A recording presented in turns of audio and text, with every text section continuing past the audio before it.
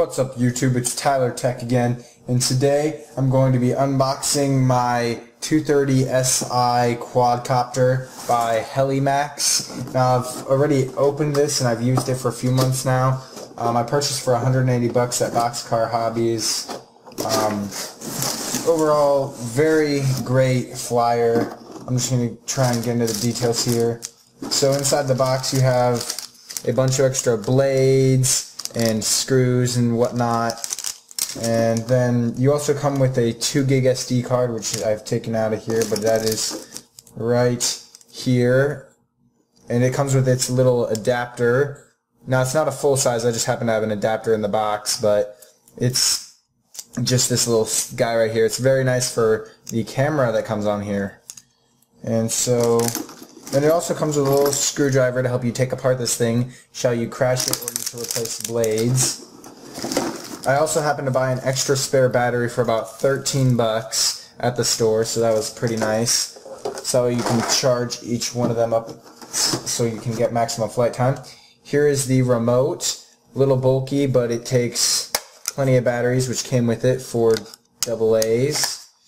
You have a video mode button right there, picture mode button right there, a F mode button, ICM, all of these which are listed in the manual perform certain functions, your throttle and all of your fun spinning and all that fun trim stuff on here, and your mind power on right there.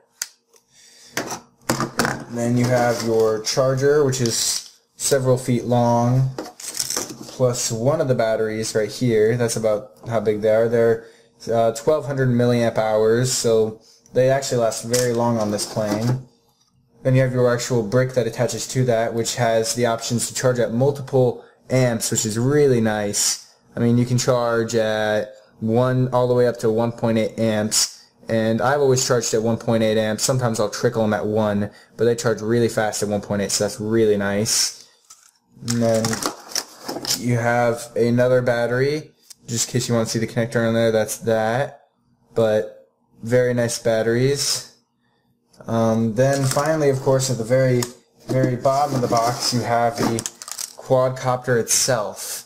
Now I have pretty big hands, and so you have the 23 centimeters, obviously a pretty big feature of this one guy, but it's a very stealthy copter. When you turn it on, you have a light in the back of the, actually this is the back of the unit, and then you have 2 rear black blades and 2 white blades, and in the other side you have the battery port right there that closes and opens. And then on the very bottom you have the camera. I've not tried disconnecting it, but it looks like you theoretically could. Probably, I have no doubt you probably could, but there's the camera on it. The camera has a manual tilt adjuster on there for the actual lens, so you can get it at different angles should you want, just by pushing on it in different directions, which it's not wanting to move right now, but I just moved it.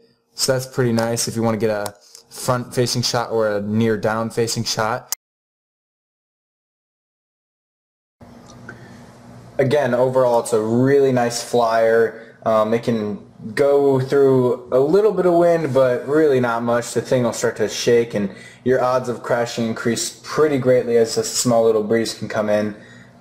It can get into pretty fast flying, and I've had a lot of fun plunging it forwards like this and flying really fast forwards, and then last second pulling back like that. And it's a really aerobatic, if that's a word even, flying machine.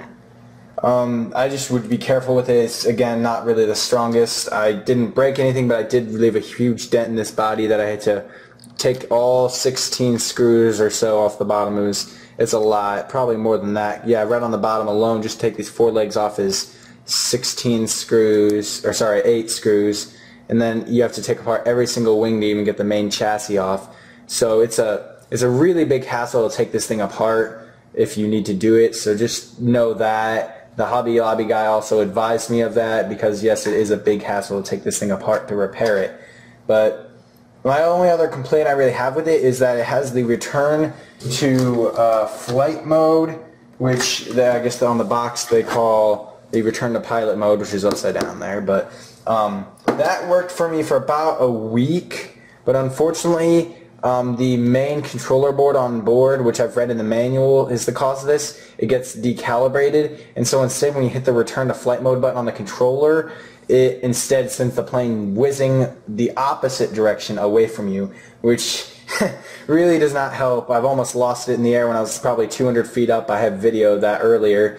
I nearly lost it that day because I couldn't figure out which way it was flying, and so it was kind of a shame that that doesn't work anymore. The manual tells you how to try and reconfigure the board using your controller, but I've never gotten it to work, and there's nothing online about it really. There's another guy with my issue, but nobody knows how to resolve that for him either, so unfortunately that's a little downfall. But other than that, this thing is not giving me any problems. I've left the batteries, you know, just sitting charged for a few months, and all I had to do was charge them back up and they weren't dead. So very nice batteries. They last probably about 15 minutes a piece, sometimes even 20. It really just depends on how hard I'm flying it, but usually 15 minutes is the minimum I can get out of this.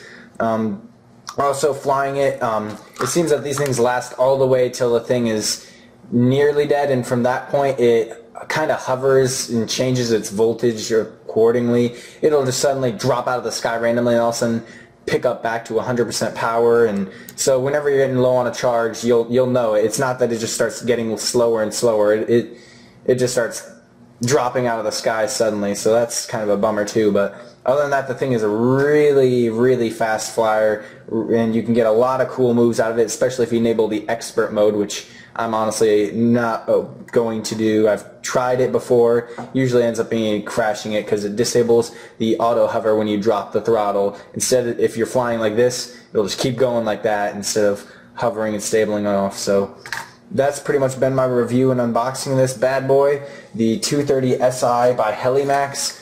I hope you liked this unboxing and review, and if you want to hear any more about this, just leave a drop in the comments. I answer almost all my comments, so if you need any questions answered about it, feel free to ask. This is TylerTech in another video. Thank you guys for watching, subscribe and like, and see you guys.